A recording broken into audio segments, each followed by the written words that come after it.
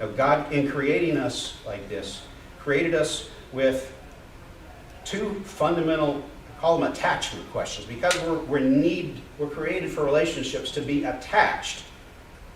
These two fundamental questions are asked by human beings from birth through all of life. A baby's first cries are really asking these two questions. Are you there for me? Can I count on you? We need these questions to be answered yes. If they're not for a baby's cries, the baby dies. If the cries, are you there for me? Can I count on you? If the answer is no, the baby will die before long. It used to be the prevailing theory in counseling 20 plus years ago was that these are child development questions. Once you reached maturity, you didn't need to ask these questions anymore. But the research over the last 20 years, I believe, has shown the truth that it's always been that, is these are human questions. These aren't just human children. Because as adults, we still ask these questions throughout life. And to our spouse, the question that we ask every interaction is, are you there for me and can I count on you? And anytime the answer is no, it creates anxiety in us.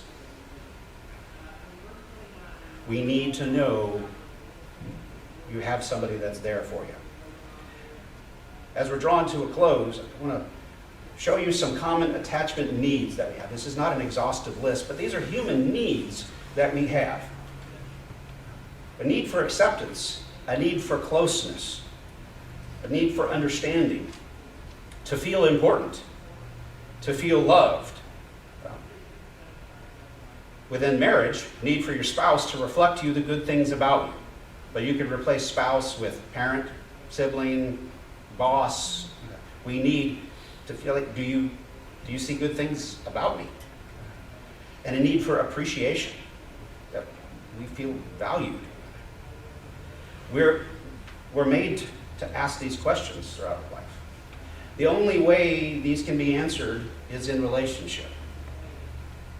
I would say because of our complexity, and I believe because we're made in the image of God, we have relationships within ourselves. Probably not the only one that's talks to myself.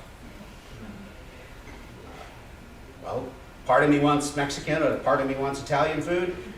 Yeah, that's the real thing. Like within me, it had different parts that want different things.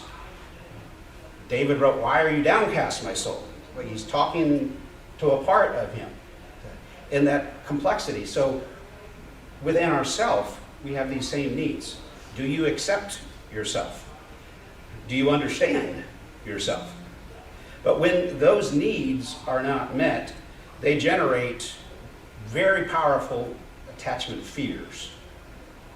Some of those fears are being rejected, a fear of being abandoned, of not measuring up or being a failure, of not being accepted or valued,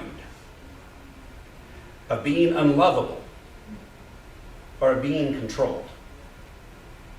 When these fears come up, they motivate us to respond. But these are based on fear. And our body, and I can't go into all the physiological changes, to know that in our sympathetic nervous system, which is our system that is fight, flee, or freeze, our defenses, our self-defenses that are intended to protect us from physical danger. You have a wild animal coming at you. You really want your sympathetic nervous system to be tip-top shape in there. But we don't respond to psychological or emotional danger differently than we do physical danger. Our sympathetic nervous system activates there too. And what it does is it protects self by getting everybody that's not self away. So these fears, when you do what just comes natural when you have that fear, is you do something that pushes everybody away, everybody that's not me. That's a threat, because this is protect self. This is what a drowning man will do.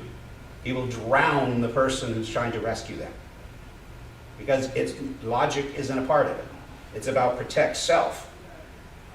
And if I get on top of that thing coming over to me, then my nose is higher out of the water.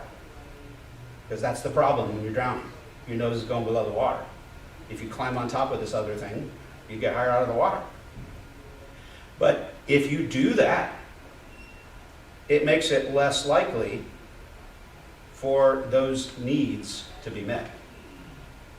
Because if I push my spouse away by doing some really nasty things that fear will drive me to do, if I bite her head off, Terry is less likely to come over and say, "Can I give you a hug?"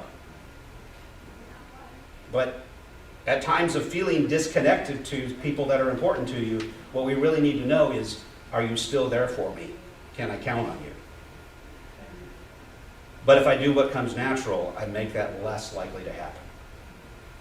What we're going to continue talking about these next couple of weeks is how to do what doesn't come natural. But what God can help you to do is to do something better that will be based on trust, that I can trust you even when I feel disconnected. I can tell you, I feel really alone. I feel really discouraged. I feel really isolated. Can you help me with that? Knowing the answer is yes. Your spouse, if you've gone to the point where you've married this person, they have what it takes to comfort you, to help you not feel alone. But what that question really is an invitation. Will you please do that? Do you want to make that easier or harder? I would suggest you make it easier by responding in a way that honors God. And we'll talk about that next week.